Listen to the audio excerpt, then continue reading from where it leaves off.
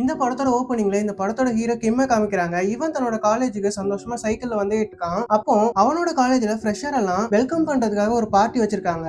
இவனும் காலேஜ்குள்ள சைக்கிள் ஓட்டிட்டு போயிட்டு இருக்கும்போது இவனோட ஃப்ரெண்ட் ஒருத்தன் சந்தோஷமா இவன் கிட்ட வந்து, மச்சான் உனக்கு ஒரு விஷயம் தெரியுமா, நம்ம காலேஜ்ல 10 பொண்ணுங்க புதுசா சேர போறாங்கன்ற மாதிரி சொல்லிக்கிட்டு இருக்கான். அதை கேட்ட ஹீரோ கிம்முக்கும் பயங்கரமான சந்தோஷம். ஏன்னா இவங்க படிக்கிற காலகட்டம் 1999. இந்த காலத்துல பொண்ணுங்க பெருசா இவங்க படிக்கிற மெக்கானிக்கல் டிபார்ட்மெண்ட்ல வந்து சேர மாட்டாங்க. 10 பொண்ணுங்க சேர்றத சொன்ன உடனே ஹீரோவுக்கும் பயங்கரமான குஷி ஆகுது. ஹீரோவும் என்னடா சொல்ற, இது உண்மையான்னு சொல்லி கேட்டுட்டு இருக்க. அவனோட ஃப்ரெண்டு ஆமாண்டா, ஆனா அதுல ஒரே ஒரு பொண்ணு மட்டும் இன்னும் வந்து ஜாயின் பண்ணலன்ற மாதிரி சொல்லிக்கிட்டு இருக்கான். அது மட்டும் இல்லாம அட்மிஷன் போட்ட அந்த பொண்ணு தான் இருக்கிறதுல டாப்பர், அவ ஏன் வந்து சேரலன்னு எனக்கே தெரியலன்ற மாதிரி சொல்லிக்கிட்டு இருக்கான். அதை கேட்ட ஹீரோ கிம்மும் நீ அவளோட நம்பரை கொடு, நான் அவகிட்ட பேசுறேன்ற மாதிரி சொல்லிட்டு ஒரு டெலிபோன் பூத்துக்கு போயிட்டு அந்த பொண்ணோட நம்பருக்கு கால் பண்றான். ஆனா அந்த லைன் பிஸியாவே இருக்கு. இவனும் அந்த நம்பருக்கு வாய்ஸ் நோட்டா, இங்க பாரு நீ எதுக்காக காலேஜ் வரல, நீ இந்த காலேஜுக்கு வா, ரொம்பவே நல்லா இருக்கும், நாளைக்கு ஃப்ரெஷருக்கான வெல்கம் பார்ட்டி கூட வைக்கிறாங்க, நான் உனக்காக ஆடிட்டோரியம்ல வெயிட் பண்றேன், மறக்காம வந்துருன்னு சொல்லிட்டு அந்த வாய்ஸ் நோட்டை கட் பண்றான். இந்த சீனை கட் பண்ண அந்த பொண்ணை தான் காமிக்கிறாங்க. அவ ஹீரோ கிம் சொன்னதுக்காக அந்த காலேஜுக்கு வரா. இவ பேரு ஹன்சோல். அவளை பார்த்த உடனே கிம்முக்கு ரொம்பவே பிடிச்சு போகுது. இதுக்கப்புறமா ரெண்டு பேரும் மீட் பண்ணிக்கிறாங்க. கிம்மும் அந்த ஹான்சோல அந்த ஃப்ரெஷர் பார்ட்டிக்கு எல்லாம் கூட்டு போயிட்டு கலந்துக்க வைக்கிறான். இதுக்கப்புறமா இவங்க ரெண்டு பேரும் ஜாலியா டின்னருக்கு எல்லாம் போறாங்க. அங்க போய் சாப்பிட்டுட்டு இருக்கும்போது சில சீனியர்ஸ் இவங்க ரெண்டு பேர்கிட்ட வம்பிழுக்க கிம்மும் பயந்து போறான். ஆனா ஹான்சோலுக்கு பயமே இல்ல. சீனியர்னு கூட பார்க்காம அவங்க கிட்ட வம்புக்கு நிக்கிறா. கிம்மும் பயந்து போறான். எங்க இவள் நம்மள அடி வாங்க விட்டுருவாளோன்னு சொல்லிட்டு யோசிச்சுட்டு இருக்கான். இதுக்கப்புறமா ஒரு வழியா அந்த பொண்ணு அவன் அங்க இருந்து வெளியே கூப்பிட்டு வந்துடுறான். இதுக்கப்புறமா அந்த பொண்ணு பார்த்து நேரடியா நீ என் கூட நாளைக்கு லஞ்சுக்கு வரியான்ற மாதிரி கேட்க அவளும் சரின்னு சொல்றா. இதுக்கப்புறமா அந்த பொண்ணு அவன் வீட்டுக்கு கொண்டு போய் டிராப் பண்ணி விட்டுறான். இந்த சந்தோஷத்தை யார்கிட்ட ஷேர் பண்ணிக்கிறேன்னு சொல்லிட்டு இவனு யோசிச்சுட்டு இருக்கான். இவனுக்குன்னு அப்பா அம்மான்னு யாருமே கிடையாது. இவன் மனசு விட்டு பேசுறது எல்லாமே இவன் வளர்க்கிற இவனோட பெட்டான ஆமை கிட்ட மட்டும்தான். இந்த சீனை கட் பண்ணா கிம்மும் ஹான்சோலும் லஞ்சுக்கு போறாங்க. ரெண்டு பேரும் மனசு விட்டு பேசிக்க ஆரம்பிக்கிறாங்க. அப்போ அந்த பொண்ணு கிம்ம பார்த்து உன்னோட ஃபியூச்சர் பிளான் என்னன்ற மாதிரி கேட்டுட்டு இருக்க. இவன் என்ன நினைப்புல இருந்தானே தெரியல, டக்குன்னு அவனை நெக்ஸ்ட் பண்ணுவான்னு கேட்டுறான். அதை கேட்ட ஹீரோயின் ஒரு மாதிரி அதிர்ச்சியில நின்னுட்டு இருக்கா. இவளுக்கு என்ன சொல்றதுன்னே தெரியல. அவளும் அங்க வந்து வேகமா ஓடி போயிடுறா. ஹீரோவுக்கும் ஒரு மாதிரி ஆயிடுது. இவனும் வீட்டுக்கு வந்துட்டு ஐயோ நம்ம அவகிட்ட அப்படி சொல்லிட்டோமே, பார்த்த உடனே இப்படி சொல்லிட்டோம், அவன் நம்மளை பத்தி என்ன நினைப்பான்ற மாதிரி யோசிச்சுட்டு இருக்கான். இவனும் இவனோட ஃப்ரெண்டு சியாவும் ஒரே ரூம்ல தான் தங்கி இருப்பாங்க. அவனோட ஒரு பழைய ரேடியோ ஒண்ணு போடாம கிடக்கும். அதுல இருந்து ஒரு சிக்னல் வருது. இந்த ரேடியோ வச்சு இன்னொருத்தவங்க கூட கம்யூனிகேட் எல்லாம் பண்ணிக்கலாம், அந்த மாதிரியான ஒரு டிவைஸ். இவனும் அந்த சிக்னல் வரதை பார்த்து அந்த ரிசீவரை எடுக்கிறான். எடுத்த ஆப்போசிட்ல ஒரு பொண்ணோட குரல் கேக்குது. அந்த பொண்ணோட குரலும் நீங்க யாருன்ற மாதிரி கேட்க இவனும் என் பேரு கிம், நான் இந்த காலேஜ்ல படிக்கிறேன்ற மாதிரி சொல்லிக்கிட்டு இருக்க. ஆப்போசிட்ல இருந்த அந்த பொண்ணு அதிர்ச்சியா நீங்களும் அந்த காலேஜ் தானா, நானும் அந்த காலேஜ்ல தான் படிக்கிறேன், ரொம்ப நல்லதா போச்சு, எனக்கு காலேஜ்ல ஒரு ஸ்ட்ரேஞ்சர் கூட பழகி அதை பத்தின அசைன்மெண்ட் எழுத சொல்லியிருக்காங்க, நீங்க எனக்கு உதவி பண்ணீங்களான்ற மாதிரி கேட்க அவனும் சரின்னு சொல்றான். இதுக்கப்புறமா கிம்மும் நீங்க நாளைக்கு ஆடிட்டோரியத்துக்கு வெளியே வெயிட் பண்ணுங்க, நான் சரியா மத்தியானம் வந்துடுறேன்னு சொல்ல இவனும் சொன்ன அந்த டைமுக்கு அந்த ஆடிட்டோரியத்துக்கு வெளியே வெயிட் பண்ணிட்டு இருக்கான். பார்த்தா பயங்கர வெயிலா இருக்கு. இவனும் ஒரு மணி நேரத்துக்கு மேல வெயிட் பண்ணியுமே அந்த பொண்ணு வரல. இதே நேரத்துல இன்னொரு பக்கம் அந்த பொண்ணை தான் காமிக்கிறாங்க. இவ பேரு மோனி. இவளும் அதே இடத்துல இன்னொரு பக்கம் ஒரு மணி நேரமா வெயிட் பண்ணிட்டு இருக்கா. இவ நிக்கிற இடத்துல பயங்கரமா மழை பெஞ்சிட்டு இருக்கு. இவங்க ரெண்டு பேரும் வேற வேற காலகட்டத்தை சேர்ந்தவங்க. இவங்க யூஸ் பண்ற அந்த கம்யூனிகேஷன் ரேடியோ அந்த பொண்ணு பாஸ்ட்ல இருக்க ஹீரோ கிட்ட பேச வச்சிருக்கோம். இவங்க ரெண்டு பேரும் அது தெரியாம ரொம்ப நேரமா வெயிட் பண்ணிட்டு இருக்காங்க.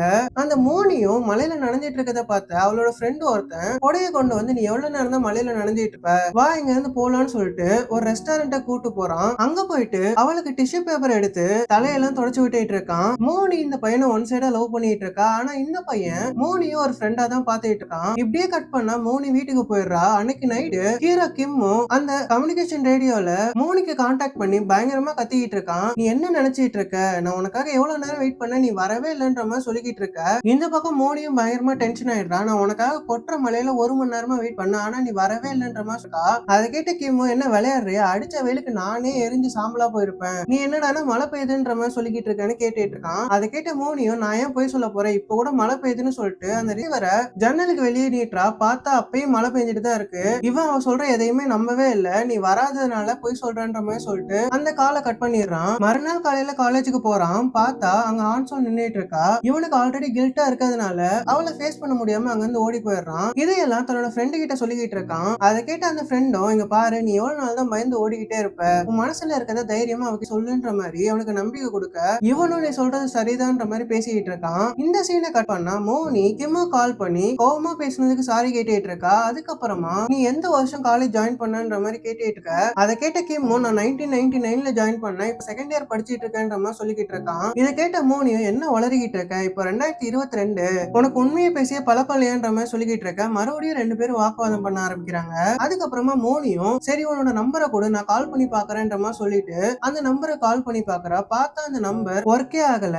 இதுக்கப்புறமா கிம்மு கிட்ட இங்க பாரு, நம்ம காலேஜோட ஒரு டெலிபோன் பூத் இருக்குல்ல, அங்க போயிட்டு எனக்காக ஏதாச்சும் எழுதி வைன்னு சொல்லிக்கிட்டு இருக்கா. இவனும் சரின்னு சொல்லிட்டு அந்த டெலிபோன் பூத்துக்கு போயிட்டு மோனியோட பேர் எழுதி 1999 சொல்லிட்டு எழுதி வச்சுட்டு அங்கிருந்து போறான். இந்த சீனை கட் பண்ணா 2002ல அந்த டெலிபோன் பூத் கைவிடப்பட்டு பாலடைஞ்ச நிலைமையில இருக்கு. மோனி அந்த இடத்துக்கு போய் செக் பண்ணி பாக்குறா. அங்க நிறைய பேர் வச்சிருக்காங்க. அதுல இவளோட பேர் போட்டு 1999 எழுதி வச்சிருக்கு. இத பார்த்து இவ்வளவு ஷாக் ஆகுறா. இத பத்தி தன்னோட ஃப்ரெண்ட்ஸ் கிட்ட சொல்லிட்டு இருக்கா. ஆனா அவங்க யாருமே இதை நம்புறதுக்கு தயாரா இல்ல.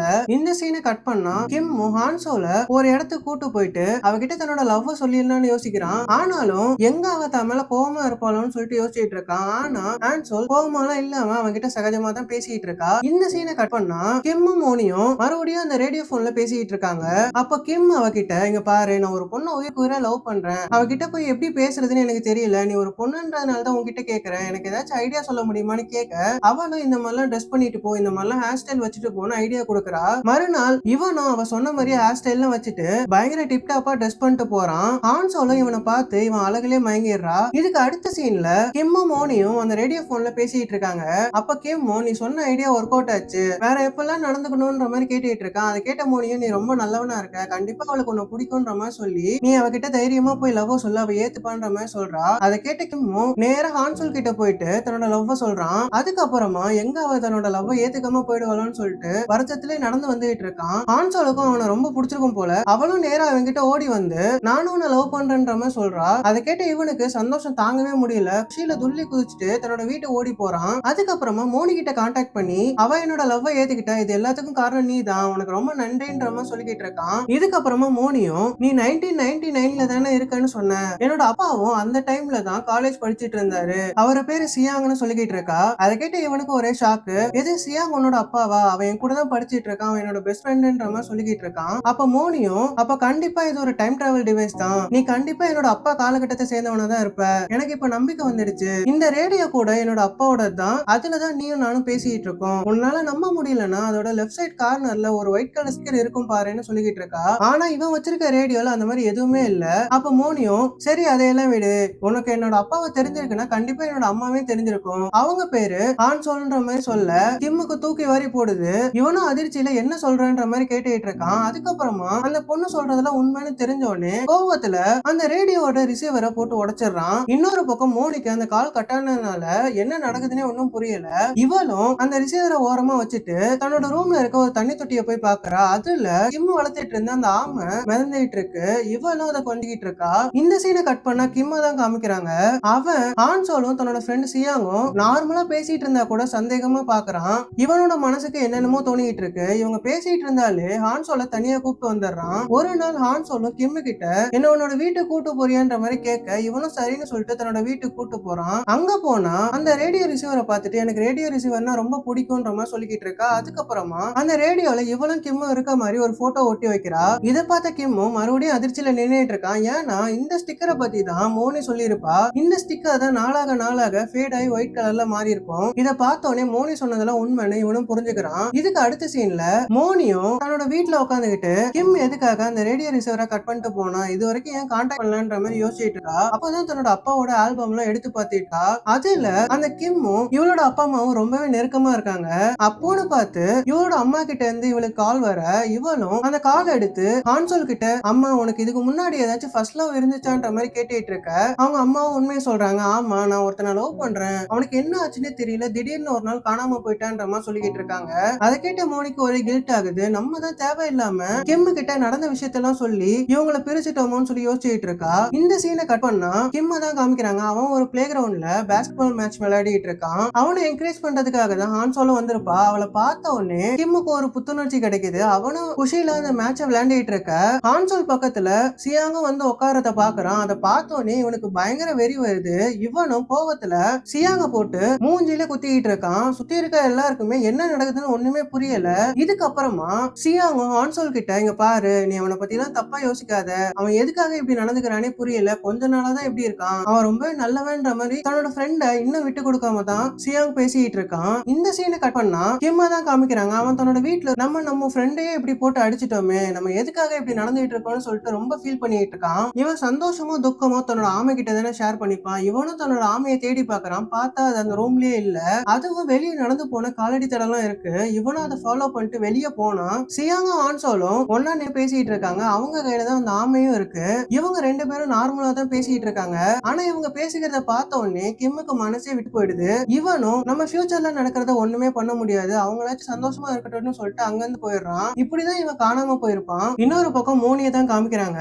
அவ குற்ற உணர்ச்சியில நின்னுட்டு இருக்கா. நம்மளாலதான் கிம் தன்னோட அம்மாவை பிரிஞ்சு போனாங்கன்ற மாதிரி யோசிச்சுட்டு இருக்கா. திரும்ப திரும்ப அந்த ரேடியோல கிம்ம கான்டாக்ட் பண்ணவே யோசிச்சுட்டு இருக்கா. ஆனா கடைசி வரைக்கும் கிம் பேசவே இல்ல. இந்த சீனை கட் பண்ணா ஒரு நாள் மோனியோட பாய் ஃப்ரெண்ட் இவகிட்ட ஓடி வந்து, நீ சொன்ன மாதிரியான ஒரு கதையை நான் ஒரு புக்ல படிச்சேன், அந்த புக்கோட ஆத்தர் பேருமே கிம் தான், ஒருவேளை நீ சொன்ன கிம் இவரா இருக்குமோன்னு சொல்லிக்கிட்டு இருக்கான். இவளும் அந்த புக்கை வாங்கி பாத்துக்கிட்டு இருக்கா. அப்போ அவளோட பாய் ஃப்ரெண்டும், இங்க பாரு, இந்த புக் ரொம்ப ஃபேமஸ் ஆனதுனால இதை கொண்டாடுற விதமா ஒரு ஈவெண்ட் வச்சிருக்காங்க, அதுவும் இன்னைக்குதான் நடக்குதுன்னு சொல்லிட்டு அந்த இடத்தோட பேரை சொல்லிக்கிட்டு இருக்கான். அதை கேட்ட மோனியும் வேகமா அந்த இடத்துக்கு ஓடி போயிட்டு இருக்கா. அந்த இடத்துக்கு ஓடி போய் பார்த்தா கிம்முக்கு ரொம்ப வயசாகி போயிருக்கு. அவனும் மிகப்பெரிய ரைட்டரா இருப்பான். ஆக்சுவலா இவனுக்கு ரைட்டர் ஆகணும்ன்றதான் கனவு. சும்மா டைம் பாஸ்க்காக தான் காலேஜ் வந்து படிச்சிட்டு இருந்திருப்பான். தன்னோட லவ் கைவிட்டு போனதுக்கு அப்புறமா தன்னோட பேஷனை எடுத்து பெரிய ஆளா மாறி இருப்பான். இவனும் எல்லாருக்கும் ஆட்டோகிராஃப் போட்டுக்கிட்டு இருக்கும்போது மோனியும் எனக்கும் ஆட்டோகிராஃப் போட்டு கொடுங்கன்ற மாதிரி கேட்டுட்டு இருக்கா. அதை கேட்ட கிம்மோ உங்களோட பேர் என்னன்னு சொல்லி கேட்க இவளும் மோனின்னு சொல்றா. அந்த பேரை கேட்டோடனே கிம்மோ சந்தோஷத்துல சிரிச்சுட்டு இருக்கான். அதுக்கப்புறமா அந்த புக்ல எதையோ ஒண்ணு எழுதி கொடுக்குறான். இவளும் அந்த புக்கை ஓபன் பண்ணி பார்த்தா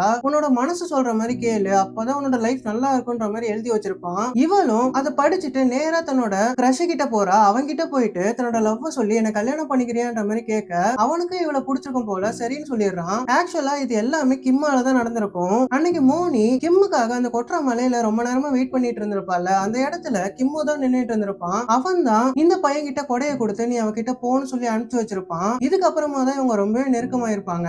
இப்படியே கிம்மால மோனியோட வாழ்க்கை சந்தோஷமா மாறின மாதிரி இந்த படத்தை முடிக்கிறாங்க. அவ்வளவுதான். உங்களுக்கு இந்த வீடியோ பிடிச்சிருக்கும்னு நினைக்கிறேன். பிடிச்சிருந்தா மறக்காம லைக் பண்ணிட்டு நம்ம சேனலை சப்ஸ்கிரைப் பண்ணலன்னா சப்ஸ்கிரைப் பண்ணி பக்கத்துல இருக்க பெல் ஐகானை கிளிக் பண்ணி ஆல் என்ற பட்டனை செட் பண்ணி வச்சுக்கோங்க. நான் உங்களை ஒரு நல்ல வீடியோல வச்சு சந்திக்கிறேன். அது வரைக்கும் ஹேவ் ஃபன் கைஸ்.